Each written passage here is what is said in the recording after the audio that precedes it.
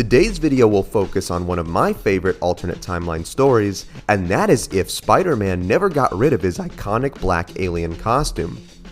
As we know, Peter Parker would get the costume from space. For a while, it granted him increased strength, durability, camouflage, and unlimited webbing. However, he would eventually realize that it was a living alien attempting to take over his body and absorb his life force.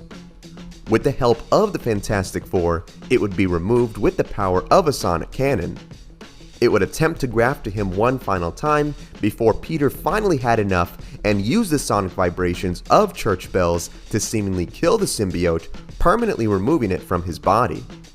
However, this would not be the end of things, as the symbiote would find its way to Peter Parker's disgruntled former co-worker Eddie Brock, who had a personal vendetta against Spider-Man for making him lose his job. The symbiote and Eddie would bond, creating the arch-rival to Spider-Man and now anti-hero known as Venom. However, there is a tale out there in the multiverse in which Spider-Man never removed his alien costume and Venom was never created. So without further ado, let's explore the story of what if the alien costume possessed Spider-Man. The story begins as it does in the normal timeline, with Spider-Man going to the Fantastic Four to see just what was going on with his new suit. As Reed Richards began his test, he would discover that the costume was alive and proceeded to use his sonic cannon to remove the parasite. However, in this timeline, the suit would not leave Peter's body. In this multiverse, the alien had already permanently bonded with him and was fully taking over. Peter writhed in pain on the floor, begging the Fantastic Four to help him. Reed Richards would then turn up the power on the blaster and fire it at Peter once again, knocking he and the symbiote unconscious, both still bonded to each other. The alien-possessed Spider-Man then woke up in a special cell constructed by Reed Richards to contain alien beings. Richards performed countless scientific tests in an attempt to remove the parasite, but sadly to no avail. He then consulted the magical talents of none other than Doctor Strange to see if a more otherworldly tactic would work. However, despite performing spells for hours, not even the Sorcerer Supreme was able to remove the symbiotic suit. After these hours of viciously attacking his hastily created cell, the possessed Spider-Man managed to break out of it, attacking Reed and Strange and escaping the confines of the lab, using its camouflage abilities to hide its presence from all those seeking it. Eventually, Peter would gain temporary control of the alien and use his remaining will to call his girlfriend at the time, the Black Cat, desperately asking for her help. However, during the call, a horrified Black Cat would hear the suit fully take over Spider-Man and in a monstrous voice tell her that he would never return. An enraged Black Cat would then confront Reed Richards for not being able to help Spider-Man, where she would then take things into her own hands to help him.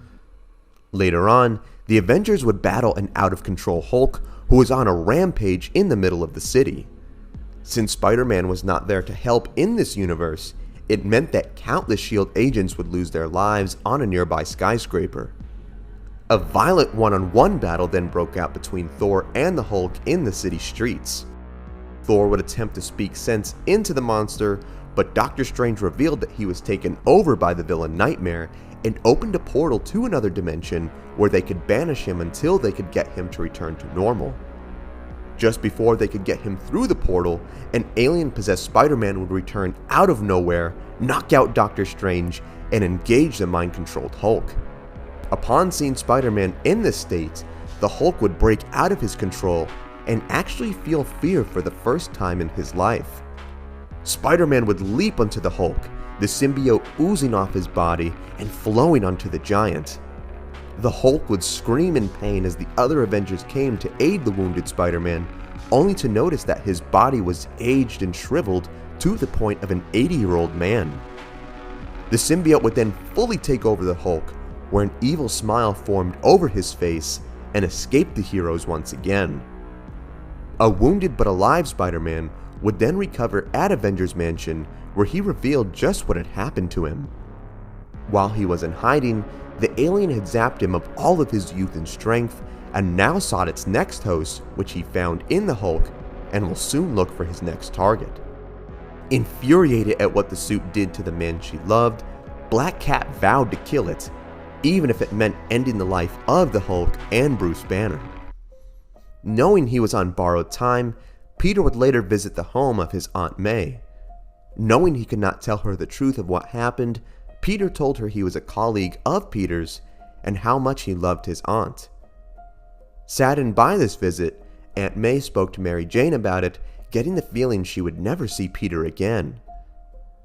The next day at the Avengers Mansion, Reed Richards went to inform Peter of an exciting update he made in tracking down the alien-possessed Hulk. But much to his horror, he discovered that Peter, Spider-Man, had died. The last of his energy had finally left his body. The Avengers would proceed to have a funeral for the fallen hero, honoring the good man that Peter was.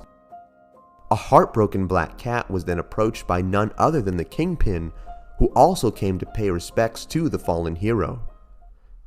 An obsessed Reed Richards would spend the next several days looking for a way to rid the world of the creature.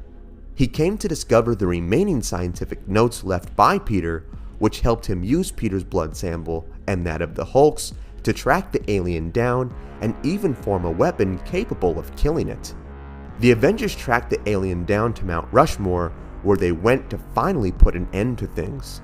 Thor would be the first to encounter the creature, who attempted to trick the Thunder God into thinking that it would leave peacefully. This ended up being a ruse, and the two engaged in battle.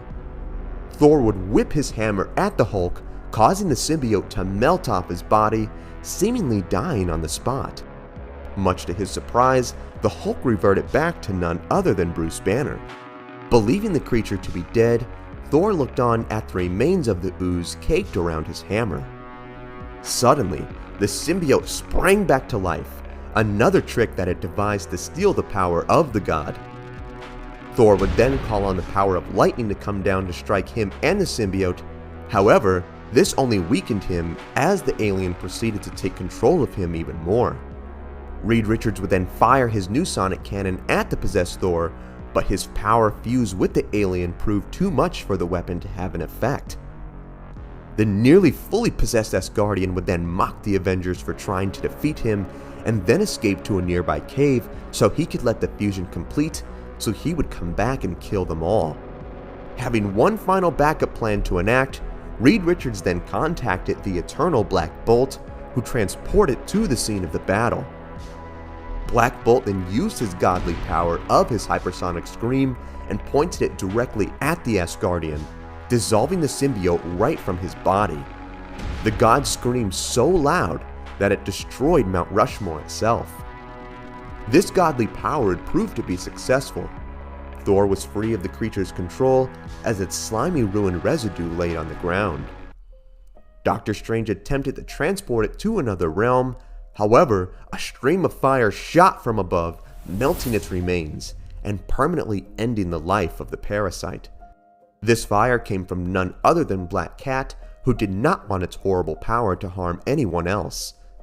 She proceeded to call the Avengers cowards for not doing what it took to kill the alien and save Spider-Man, the man she loved.